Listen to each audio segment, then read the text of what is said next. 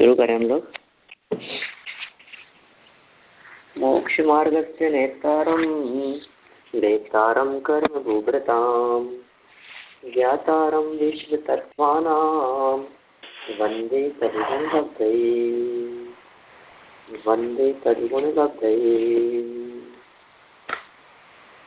तत्वार्थ राजवार्तिक के आधार से यहाँ तत्वार्थ सूत्र ग्रंथ के ऊपर अपनी चर्चा चल रही थी और इस संदर्भ में अपन ने यहाँ 20 नंबर का सूत्र प्रारंभ कर दिया था। जो मूल सूत्र था, श्रुतम मतिपूर्वम द्वय अनेक द्वादश भेदम। श्रुत ज्ञान मति ज्ञान पूर्वक होता है और उसके 2 अनेक और 12 भेद हैं। ये मूल सूत्र है। मैंने बहुत सुंदर चर्चा ये यहाँ इस सूत्र के माध्यम से आचार्य देव करना चाहते हैं कि श्रुत ज्ञान की जानने की प्रक्रिया क्या है, श्रुत ज्ञान कैसे जानता है। तो श्रुत ज्ञान जो है वो श्रुत ज्ञान होता मति ज्ञान पूर्वक है ना। श्रुतम मति पूर्वम माने श्रुत ज्ञान मति ज्ञान पूर्वक होता है। उसके मूल में 2 भेद है, द्वय। ते 2 कौन कौन से हैं तो उनके इन्होंने यहाँ नाम नहीं बतलाए हैं सूत्र में, वो टीकाकारों ने उनका नाम खोला है। कौन कौन से हैं उनके नाम तो नहीं बतलाए, लेकिन उनके उत्तर भेद बतलाए हैं। क्या कहा कि अनेक और द्वादश। पहले तो कह दिया द्वय, श्रुतम मति पूर्वम, श्रुत ज्ञान मति ज्ञान पूर्वक है। और फिर कह दिया द्वय 2 प्रकार का है, कह दिया अनेक और द्वादश भेदम। तो क्या है, अनेक भेद हैं और द्वादश माने 12 है। तो अनेक और 12 इस तरह से उनके भेद हैं। उसकी व्याख्या करते हुए सूत्र का अर्थ करते हुए लिखा है, श्रुत ज्ञान मति ज्ञान पूर्वक होता है। उसके अंग बाह्य और अंग प्रविष्ट 2 भेद जो बतलाए हैं वो क्या क्या है। एक तो अंग बाह्य है और दूसरा अंग प्रविष्ट, ठीक है ना। ऐसे 2 भेद हैं, अंग बाह्य के अनेक और अंग प्रविष्ट के 12 भेद। वो 12 भेद कौन से अंग प्रविष्ट के, जैसे अपन द्वादश अंग के नाम से जानते हैं, वे द्वादश अंग प्रविष्ट के 12 भेद हैं, द्वादशांग, ठीक है ना। देखिए इस सूत्र के संदर्भ में अपन ने थोड़ी बहुत चर्चा यहाँ की है। आप लोगों को कुछ स्मरण में आता है हमने कहाँ तक चर्चा की है पीछे? 15 पेज तक। हाँ जी, 315 पे आए थे हम।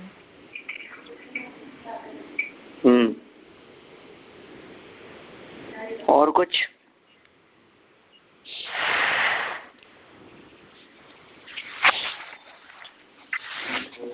देखिए 315 पेज पर प्रारंभ से ही मैं इस बात को शुरू करता हूँ।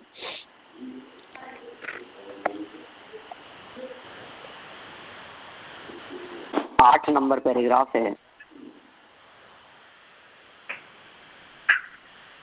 प्रथम सम्यक्त्व की उत्पत्ति होने पर एक साथ मत्य ज्ञान और श्रुत ज्ञान की निवृत्ति होकर मति और श्रुत उत्पन्न होते हैं। अतः श्रुत को मति पूर्वक नहीं कहना चाहिए। नहीं, ये क्या कह रहे हैं, मति अज्ञान और श्रुत ज्ञान इनकी निवृत्ति हुई और मति और श्रुत उत्पन्न हो गई। अतः श्रुत को मति पूर्वक नहीं कहना चाहिए क्योंकि एक साथ हुए। तो कहा मति और श्रुत में सम्यक व्यपदेश युगपत होता है, न कि उत्पत्ति। दोनों की उत्पत्ति तो अपने अपने कारणों से क्रम से ही होती है। मतलब सीधी सी सिंपल सी बात है। माने सम्यकपना दोनों में एक साथ आया है, लेकिन उत्पत्ति में दोनों में अपने अपने भिन्न भिन्न कारण हैं। मति ज्ञान अलग प्रकार से अवरय या अवय धारणा के रूप में होता है और उस मति ज्ञान पूर्वक जो आगे और श्रुत से श्रोत्र से कर्णेंद्रिय से जुड़ा हुआ या विशेष रूप जो ज्ञान है उसका नाम है श्रुत ज्ञान। पीछे ऐसे भी तर्क उठाए थे, आपको ऐसा ध्यान होगा, स्मरण होगा कि साहब श्रुत शब्द का अर्थ शास्त्र से है, सुनने से है ना, तो आप उन अर्थों को क्यों नहीं प्रयोग में लेते हो। तो उन्होंने कहा नहीं नहीं, भले ही इस श्रुत शब्द का शाब्दिक अर्थ कुछ भी होता हो, लेकिन श्रुत शब्द या श्रुत ज्ञान के अर्थ में रूढ़ हो गया है, प्रसिद्ध हो गया है, और वही प्रकरण यहाँ चल रहा है। तो जैसा प्रकरण चल रहा है तदनुसार ही उसका अर्थ लगाना चाहिए, इसलिए यहाँ श्रुत शब्द का प्रयोग ज्ञान के अर्थ में ही होना चाहिए। ऐसी बात अपन पहले कर चुके थे। तो यहाँ उसके सम्यक पने के संदर्भ में बात उठाई कि मति अज्ञान और श्रुत अज्ञान, मतलब कुमति और कुश्रुत। तो कुमति और कुश्रुत दोनों एक साथ ही जाते हैं ना, तो क्या फिर दोनों एक ही कह दो, एक साथ ही हो गए दोनों। तो कहा नहीं नहीं, ये तो दोनों एक साथ नहीं हुए, दोनों सम्यक एक साथ हुए हैं, दोनों की सम्यकता एक साथ है। ठीक है ना। चलिए 9 नंबर, क्योंकि सभी प्राणियों के अपने अपने श्रुत ज्ञानावरण के क्षयोक्षम के अनुसार श्रुत की उत्पत्ति होती है, अतः मति पूर्वक होने पर भी सभी के श्रुत ज्ञानों में विशेषता बनी रहती है। कारण भेद से कार्य भेद का नियम सर्वसिद्ध है। क्या कह रहे हैं? क्षयोक्षम के अनुसार श्रुत की उत्पत्ति होती है, श्रुत ज्ञानावरण के क्षयोक्षम अनुसार, लेकिन मति पूर्वक होने पर भी सभी के श्रुत ज्ञानों में विशेषता बनी रहती है। देखना आप, मति पूर्वक है, मति पूर्वक मतलब मति पहले होगा, और श्रुत ज्ञान में विशेषता बनी रहती है। कारण भेद से कार्य भेद का नियम ये सब जगह प्रसिद्ध है। दोनों के कारण भिन्न भिन्न है। श्रुत ज्ञान का कारण मति ज्ञान है, और मति ज्ञान का कारण तदिंद्रियन इंद्रिय निमित्तम, जैसा पीछे सूत्र दिया गया था, इंद्रिय और अनिंद्रिय दोनों को कहा गया है। आगे देखिए, घट शब्द को सुनकर प्रथम घट अर्थ का श्रुत ज्ञान हुआ, उस श्रुत से जल धारण आदि कार्यों का जो द्वितीय श्रुत ज्ञान उत्पन्न होता है, उससे श्रुत पूर्वक श्रुत होने से मति पूर्वक नहीं कह सकते, अतः लक्षण अव्याप्त हो जाता है। इसी तरह धूम अर्थ का ज्ञान प्रथम श्रुत हुआ, उससे उत्पन्न होने वाला अविनाभावी अग्नि के ज्ञान में श्रुत पूर्वक श्रुतत्व होने से मति पूर्वक लक्षण अव्याप्त हो जाता है। न्याय की शैली में इन्होंने यहाँ चर्चा की है। न्याय में अव्याप्त, अतिव्याप्त और असंभव 3 प्रकार के दोष बतलाए गए हैं। सुने हैं आपने? लक्षण में लक्षणाभास के 3 प्रकार हैं, अव्याप्त, अतिव्याप्त और असंभव। हमने श्रुत ज्ञान का लक्षण क्या बतलाया? जो मति ज्ञान पूर्वक होता है उसे श्रुत ज्ञान कहते हैं। यहाँ इन्होंने 2 उदाहरण देकर के इस बात को सिद्ध किया कि ये मति ज्ञान पूर्वक नहीं है, ये तो श्रुत पूर्वक श्रुत है। क्या? तो श्रुत पूर्वक भी श्रुत हो जाता है। इसका मतलब आपने जो ये लक्षण बतलाया है ये अव्याप्त है, मति पूर्वक जो कह रहे हो आप।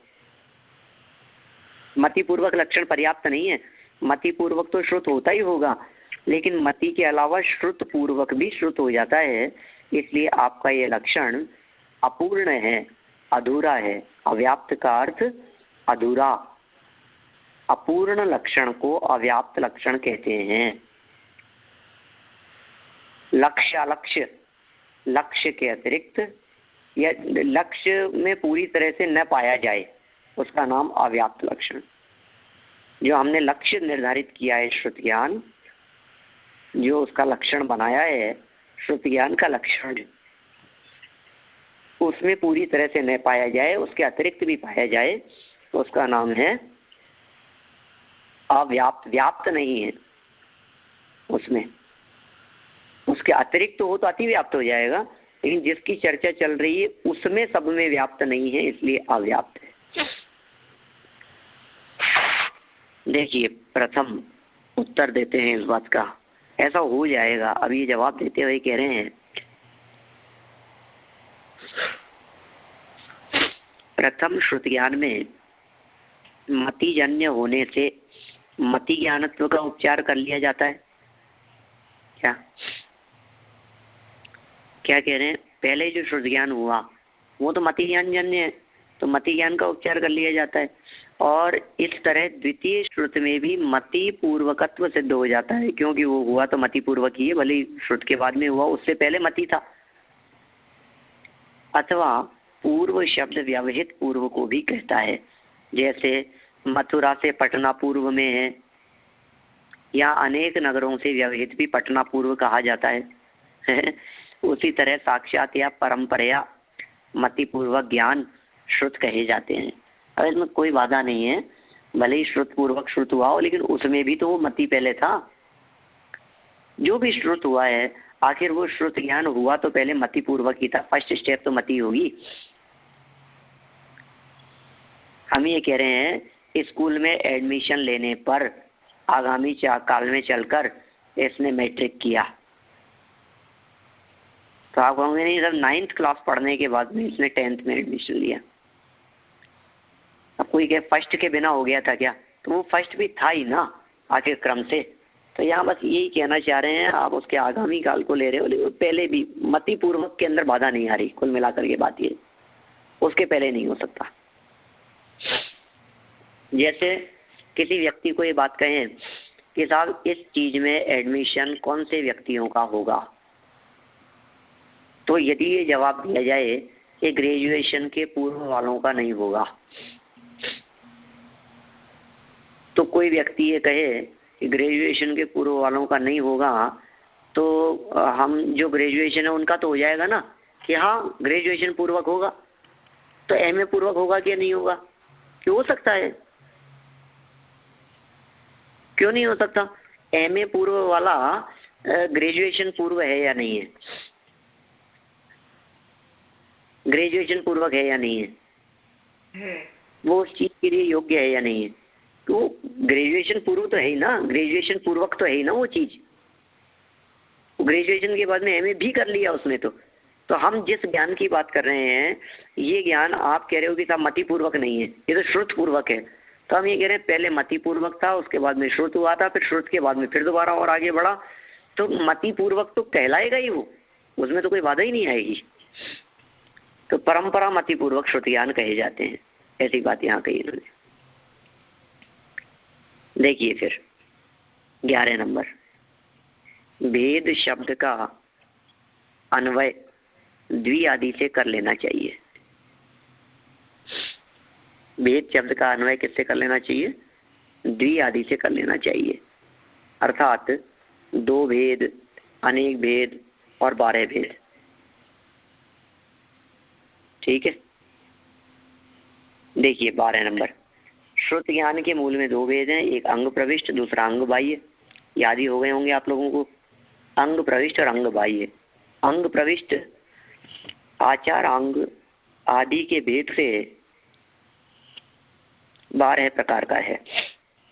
भगवान महावीर रूपी हिमाचल से निकली हुई वाग गंगा के अर्थ रूप जल से जिनका अंतःकरण अत्यंत निर्मल है, उन बुद्धि रिद्धि के धनी गणधरों द्वारा ग्रंथ रूप में रचे गए आचारांग आदि 12 अंग हैं। क्या कहा?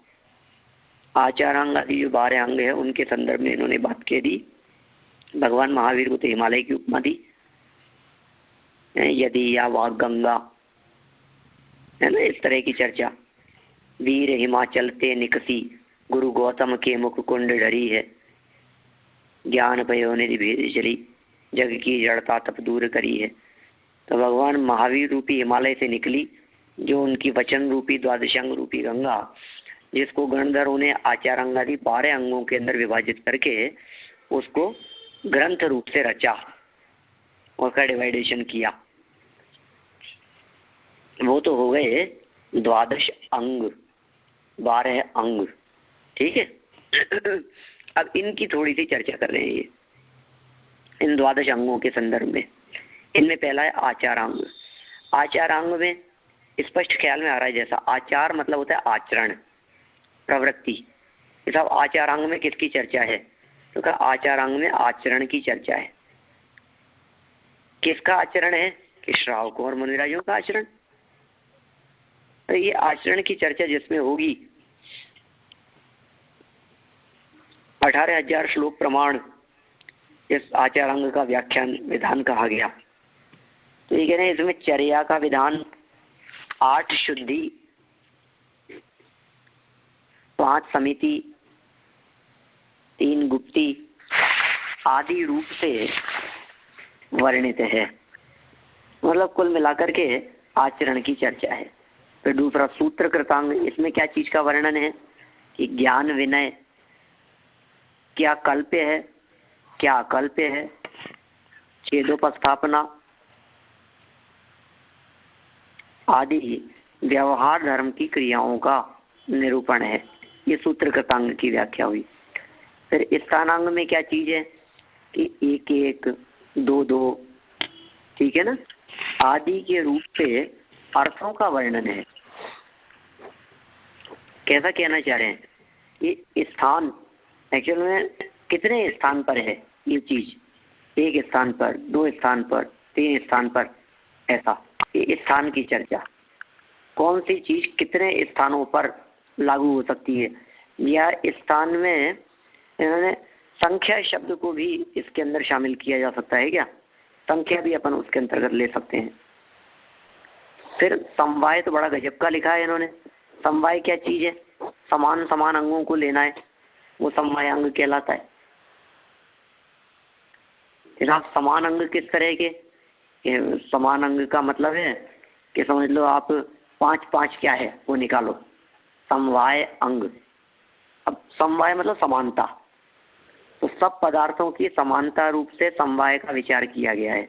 जैसे धर्म अधर्म आकाश और एक जीव के तुल्य असंख्यात प्रदेश होने से इनका द्रव्य रूप से समवाय कहा जाता है।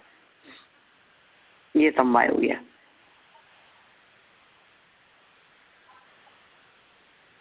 असंख्यात प्रदेशी है, धर्मा धर्मेक जीवानाम, ऐसा सूत्र है। इसी में आगे चल करके 5वें अध्याय में आता है। धर्म द्रव्य के असंख्यात प्रदेश, अधर्म द्रव्य के असंख्यात प्रदेश, लोकाकाश के असंख्यात प्रदेश।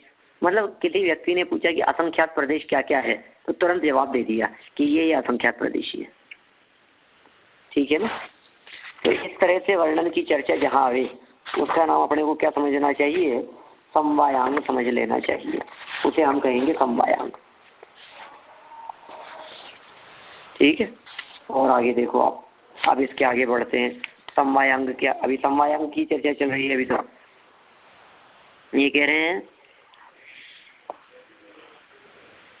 जम्बू द्वीप, सर्वार सिद्धि, अप्रतिष्ठान नरक, नंदीश्वर द्वीप की बावड़ी, ये सब 1 लाख योजन विस्तार वाले होने से इनका क्षेत्र की दृष्टि से समवाय होता है। एक क्षेत्र की दृष्टि से समवाय हो गया। पहले वो द्रव्य की दृष्टि से समवाय कहा था। द्रव्य की दृष्टि से एक एक रूप में देख करके उनको अपन ने समान कह दिया। अब हम इसको अभी तो द्रव्य की दृष्टि से जो समानता कही है, प्रदेशों की अपेक्षा से समानता कही है। अभी इसमें अपन अमूर्तिक पने की दृष्टि से समानता लेवें तो 5 द्रव्य समान हो जाएंगे। पंडित जी, मूर्तिक पने की दृष्टि, हाँ जी बोलिए।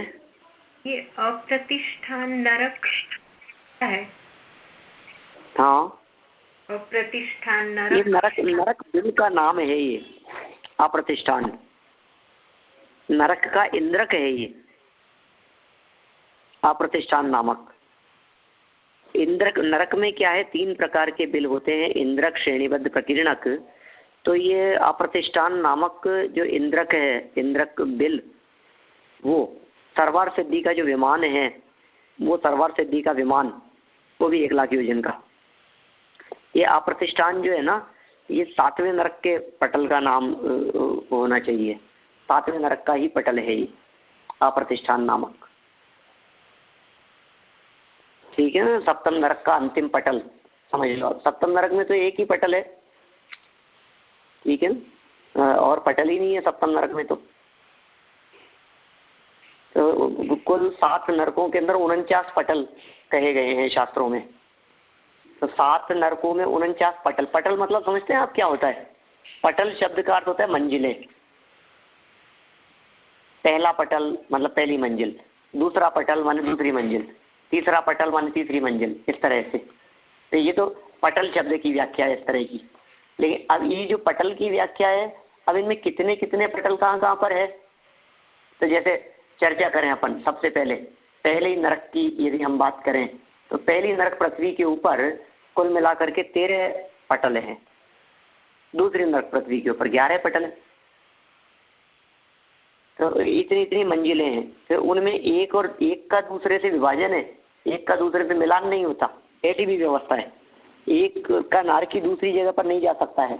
ये पटल व्यवस्था आदि व्यवस्थाओं को यदि नहीं समझे और नहीं देखे तो नरक आदि की व्यवस्था स्पष्ट ख्याल में नहीं आती। उनके सर्दी गर्मी आदि की स्थिति हमारे उपयोग में स्पष्ट नहीं होती।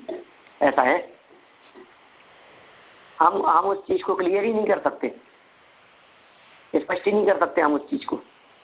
नहीं तो लोगों को ऐसा लगता है कि नरक में तो 7 जगह पर, जैसे मान लीजिए कहीं गर्मी है कहीं सर्दी है, ऐसी बात आती है ना।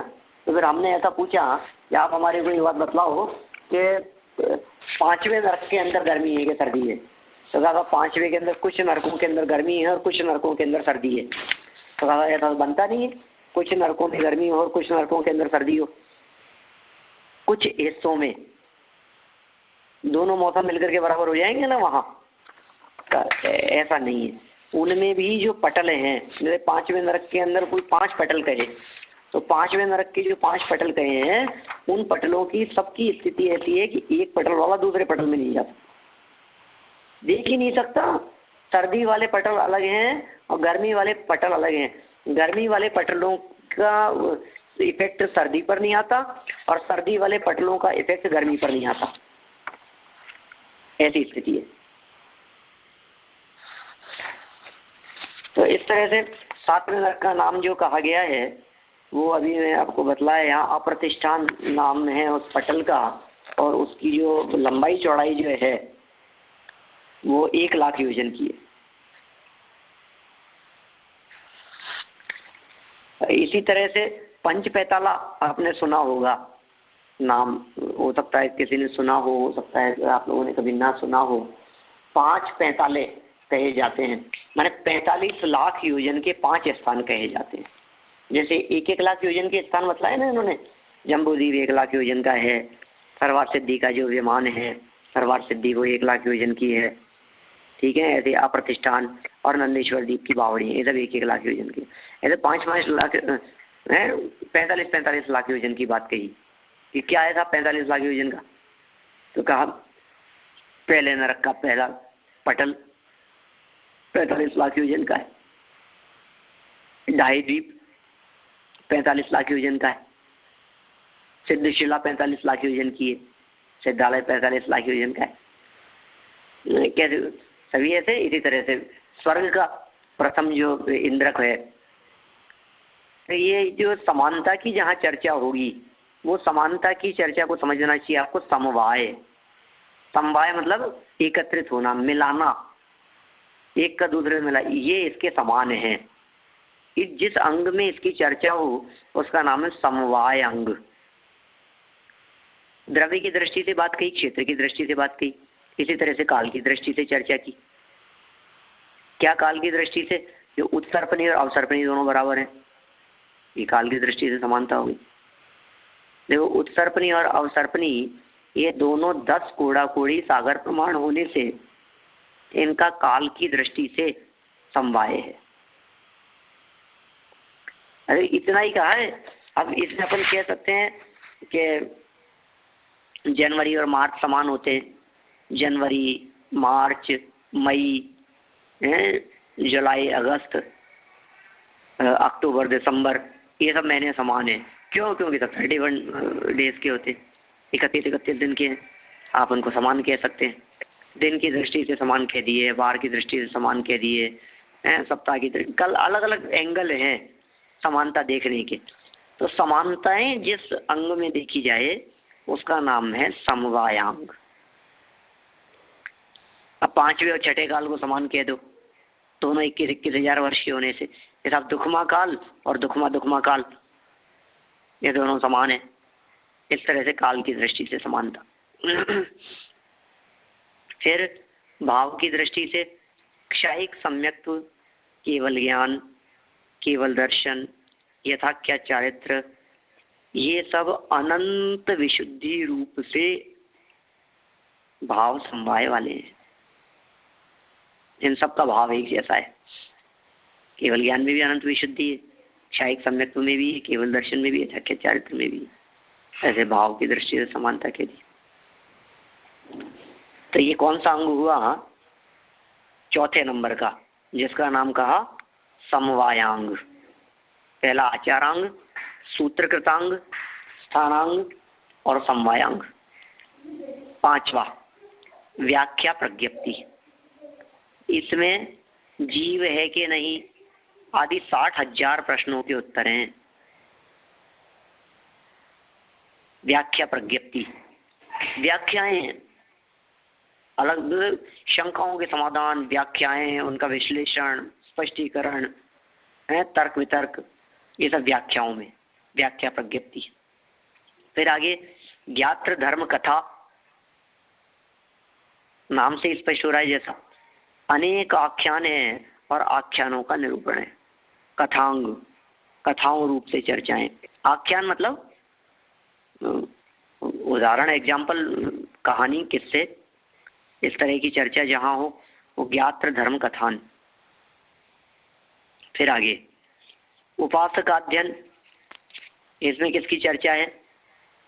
वह श्रावक का विशेष विवेचन किया गया है।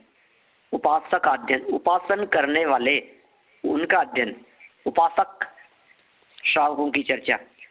मतलब इसको ऐसा भी कह सकते हैं अपन, आचारांग में यदि अपन मुख्य रूप से मुनिराजों की चर्चा ले रहे हैं तो उपासक अध्ययन के अंतर्गत श्रावकों की चर्चा ली जा सकती है, ऐसा विभाजन भी कर सकते हैं। और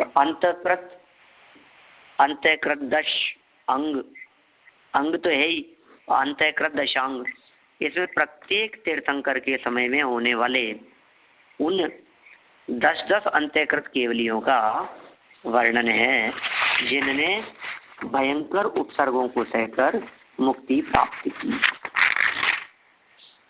किसकी चर्चा कर रहे हैं ये? अंतःकृत दशांग में 10 शब्द इसलिए दिया है कि कहाँ तक कितना का वर्णन करेंगे, इसने संकलन किया है। जैसे मान लीजिए गणधरों ने संकलित किया, तो अंतःकृत दशांग की रचना के अंदर उन्होंने प्रत्येक तीर्थंकर के समय में जो 10-10 अंतःकृत केवली हुए हैं, मतलब उनका सेलेक्टेड का कितनों का वर्णन करेंगे। नहीं तो अथाह है, कहाँ तक लिखते रहे, केवल ज्ञान अनंत है और काल अनंत, जीव अनंत, परिणाम अनंत है, उनकी स्थिति आदि, कितनों का एक क्राइटेरिया तो बस बनाना पड़ेगा ना। तो इन्होंने क्या किया, अंतःकृत दशांग के अंदर, और फिर उनमें किस हिसाब से सेलेक्ट किया कि जिनके भयंकर उपसर्गों को सहन करके मुक्ति हुई, अंतःकृत केवली कहलाते हैं। ऐसे आप जानते हैं अंतर्मूर्त में जिन्हें केवल ज्ञान की प्राप्ति हो जाती है वे अंतःकृत केवली कहलाते हैं। अंतर्मूर्त में हो जाती है मतलब उपसर्ग हो रहा है, भयंकर उपसर्ग हो रहा है, शरीर बचा नहीं है। मतलब जैसे समझो आप, उनकी चर्चा मिलती है अपने को, जो गज कुमार मुनिराज अंतःकृत केवली हुए, कि गज कुमार मुनिराज अंतःकृत केवली हुए। कैसे कैसे हुए? अरे गज कुमार मुनिराज ध्यान कर रहे थे और ध्यान करते करते उनके ससुर ने सर के ऊपर पाल बांध करके चिगड़ी जला दी। अब खोपड़ी जल गई, सर ही नहीं बचा, अंग ही नहीं बचा, मस्तिष्क ही नहीं बचा, अब राख हो गया बिल्कुल वहां। तो अब ऐसी स्थिति में क्या हो सकता था कि केवल ज्ञान की प्राप्ति हुई, निर्वाण हो गया। ठीक है, अंतःकृत। हाँ जी, 3 पांडव जो युधिष्ठिर, भीम तो सकते हैं। हाँ, लेकिन अंतःकृत केवलियों में नाम उनका है कि नहीं है वो देखने वाली बात है। वो उपसर्ग केवली तो हैं। उपसर्ग केवली और अंतःकृत केवली में फर्क है। जो उपसर्ग पूर्वक केवली हुए हों वे उपसर्ग केवली, लेकिन उपसर्ग के बाद में अंतर्मूर्त में ही जिन्हें निर्माण हो गया हो वे अंतःकृत केवली। उपसर्ग की प्रचुरता इतनी ज्यादा थी कि जिस प्रचुरता के कारण अंतर्मूर्त के अंदर ही उन्हें केवल ज्ञान हो गया हो।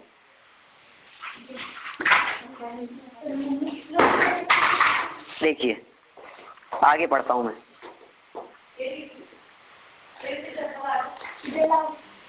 जैसे महावीर के समय नमी, मतंग, सोमिल, रामपुत्र, सुदर्शन, यमलीक, वलीक, निष्कंबल, पाल और अम्बष्ट पुत्र ये 10 अंतःकृत केवली हुए थे, अथवा इसमें अरहत और आचार्यों की विधि तथा सिद्ध होने वालों की अंतिम विधि का वर्णन है। सारी वही बात समझ लो आप। लेकिन ये किस तरह से हैं जी? ये कोई नियम है कि 10 होते हैं? नहीं, अब उस अंग का नाम ही अंतःकृत दशांग है, अंतःकृत 10। तो अब नियम नहीं है, लेकिन एक समझ लो आप जिस अंग के अंदर अपने को अलग अलग का है ऐसा। कोई गणधर 10 करते समय कौन से 10 को लेवे ये उसके ऊपर निर्भर करता है, ऐसा भी कह सकते हैं।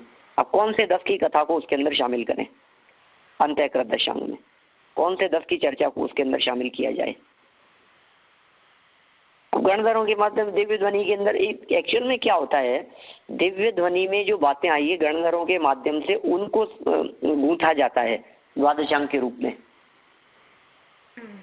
अब तीर्थंकर परमात्मा के समौशरण के अंदर जो बात आई उनकी दिव्य ध्वनि में, अब दिव्य ध्वनि के अंदर कितनी चर्चाएं आएगी इस प्रकार की कि जो भी सिलेक्टेड चर्चाएं आ गई भगवान की दिव्य ध्वनि में, उन चर्चाओं को उन्होंने सुना गणधर परमात्मा ने और अपने सुन करके और उनको गूंथ दिया, लिमिटेड कर दिया कि बांध दिया, समझ लो आप उसको। आगामी काल में चले आगे आचार्यों ने फिर उसका अनुसरण करते हुए वर्णन किया। ज्यादा भी हो सकती हैं, सेलेक्टेड लोगों की चर्चाएं आती है, सबकी कथाएं आती भी नहीं है दिव्य ध्वनि में।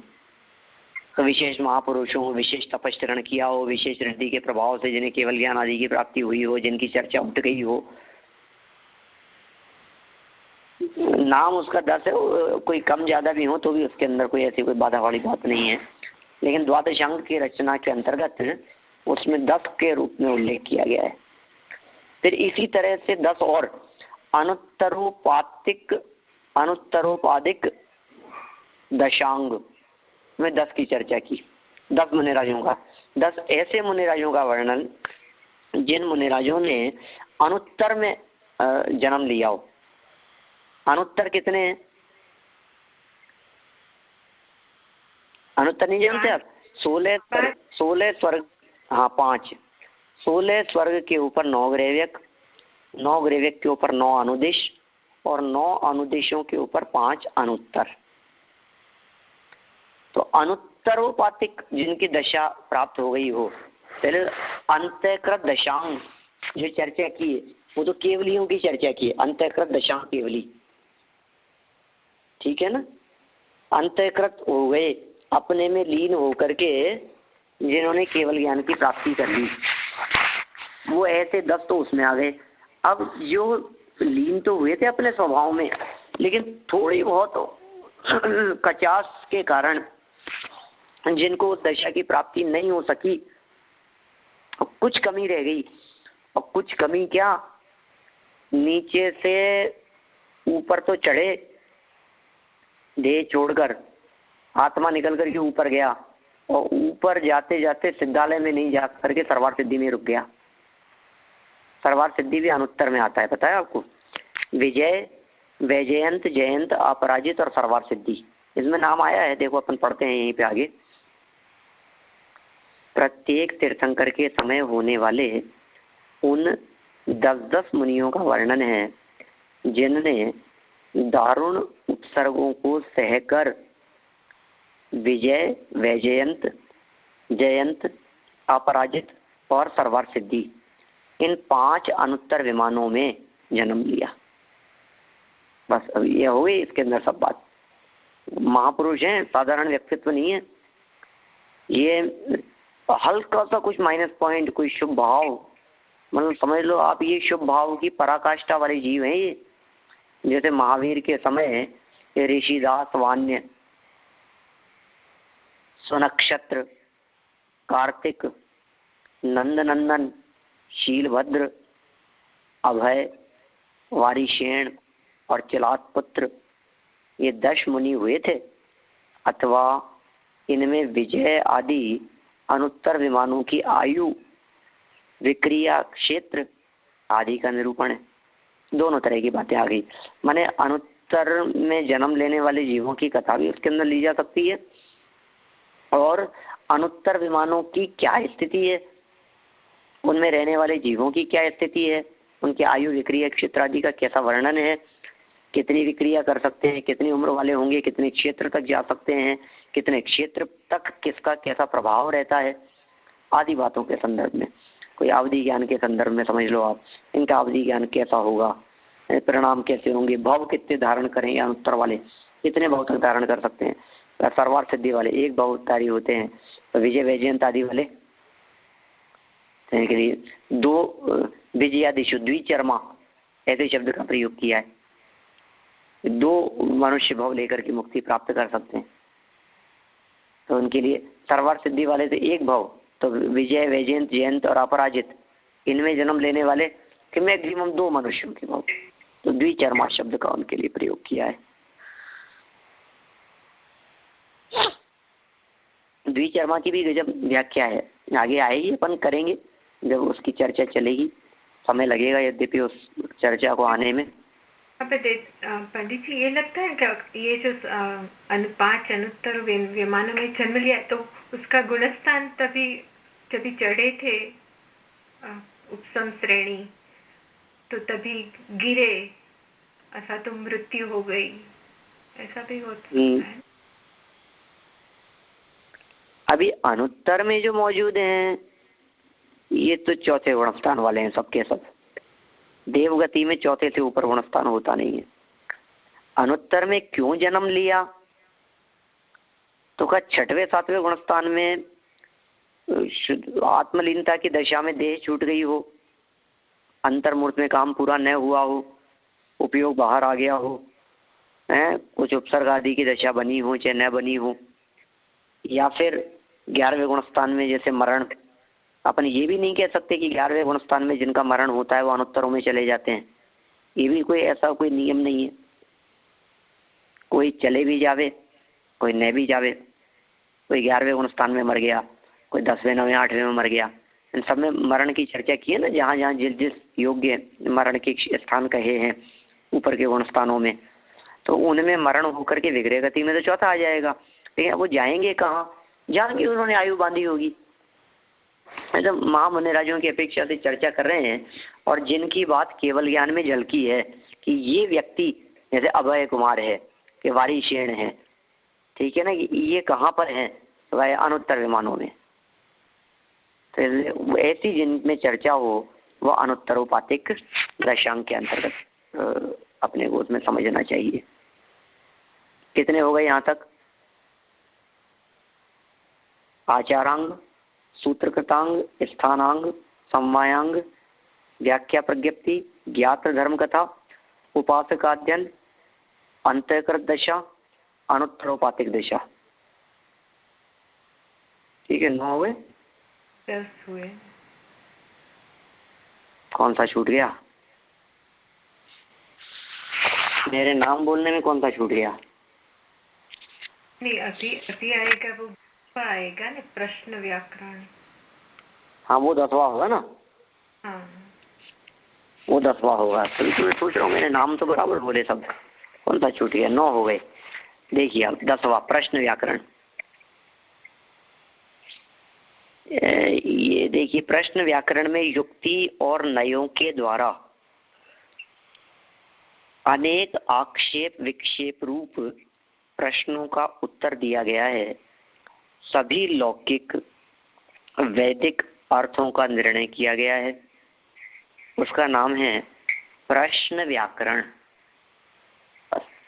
प्रश्नों की चर्चा है, इसमें प्रश्नोत्तरों की चर्चा है। शंका समाधान रूप समझ सकते हैं अपन इसको, प्रश्न व्याकरण को। तर्क वितर्क के माध्यम से आक्षेप विक्षेप रूप प्रश्नों का उत्तर दिया गया है और निर्णय तक पहुंचाने की बात प्रश्नों के माध्यम से है। और विपाक शब्द का तो हम अर्थ जानते ही। विपाक शब्द तो बहुत प्रसिद्ध शब्द है। विपाक माने क्या होता है? विपाक नहीं जानते आप? उदय नहीं तो फल, फल मिलेगा। और भी कहीं पढ़ा है क्या आपने विपाक शब्द?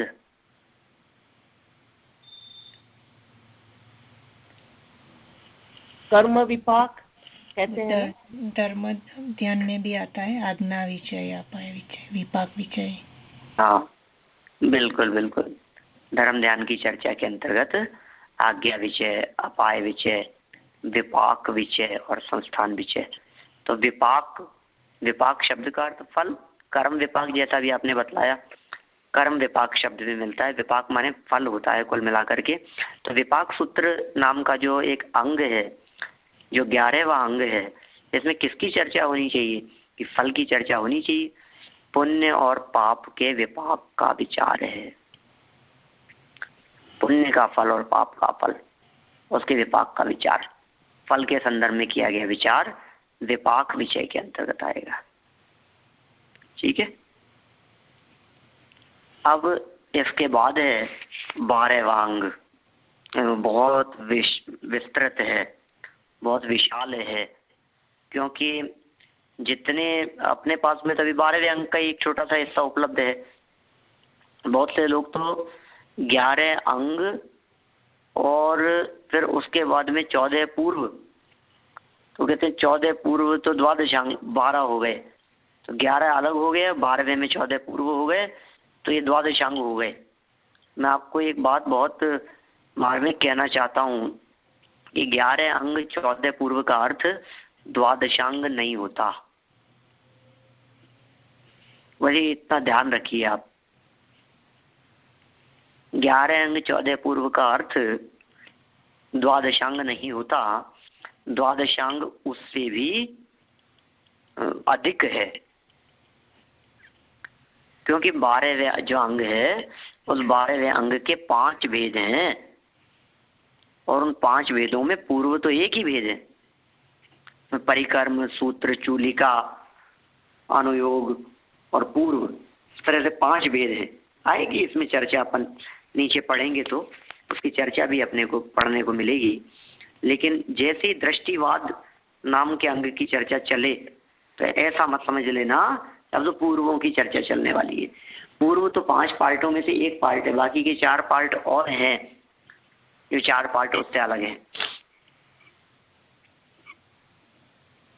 तो किस चीज की चर्चा होनी चाहिए था दृष्टिवाद में? जैसे विपाक सूत्र नाम सुनते ही अपन ने पकड़ लिया, किसकी चर्चा होगी? कि फल की चर्चा होगी। प्रश्न व्याकरण शब्द यदि आपसे पूछे, अब देखिए जितनी चर्चा अभी तक अपन ने यहाँ की है, इनमें कोई व्यक्ति आपसे पूछे कि प्रश्न व्याकरण में किसकी चर्चा है, तो आप कह सकते हैं प्रश्नोत्तरों की चर्चा है। प्रश्न व्याकरण शॉर्ट में इतना तो कह सकते हैं, याद रहेगा ही नाम से ही। आपसे पूछा अनुत्तरोपाधिक दशांग में किसकी चर्चा है, बता सकते हैं कि हाँ अनुत्तरों में जाने वालों की चर्चा है, अनुत्तरों की चर्चा है। तीर्थंकरों के समयों में होने वाले ऐसे विशिष्ट 10 महापुरुष मुनिराजों की चर्चा है जो अनुत्तरों में चले गए। किसी की भी चर्चा, ज्ञात धर्म कथाओं की चर्चा, तो कथा की चर्चा, व्याख्या प्रज्ञप्ति के अंदर सैद्धांतिक व्याख्याएं की गई है, उपासक अध्ययन के अंदर उपासकों की चर्चा की गई है, अंतःकृत दशांग में केवलियों की चर्चा की है, समवायांग में समानता की, आचारांग में आचार की। समझ में आ रही है बात? नाम सुनते ही अपने को ये बात ख्याल में आ जानी चाहिए कि इस अंग में किसकी चर्चा होगी।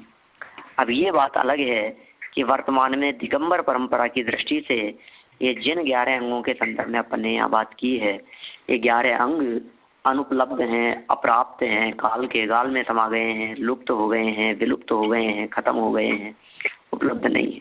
ये सब बात दिगंबर परंपरा की अपेक्षा से। और श्वेतांबर दृष्टि से देखें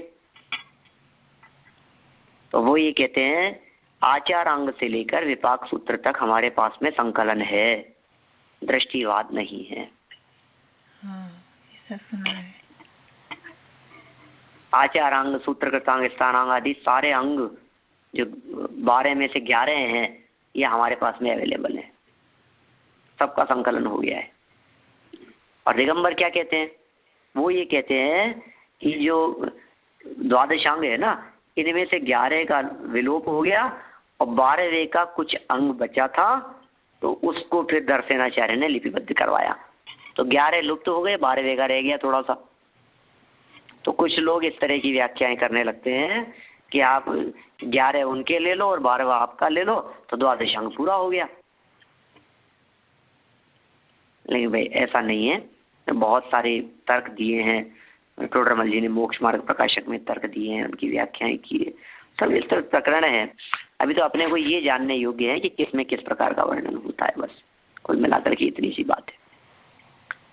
दृष्टिवाद नाम का अंग, इसके भेद प्रभेद, इसमें किस प्रकार की चर्चाएं हैं, इसका विस्तार कितना है, इनके पूर्ववादिक की जो चर्चाएं हैं, इन सब चर्चाओं के बारे में अपन कल के स्वाध्याय का समय निर्धारित करते हैं।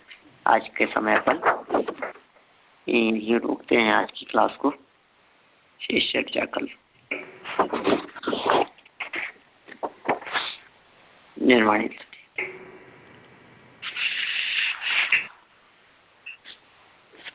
वाणी के ज्ञान से तुझे लोकालोक, सो वाणी मस्तक नमो, सदा देत हूँ लोक, सदा देत हूँ लोक।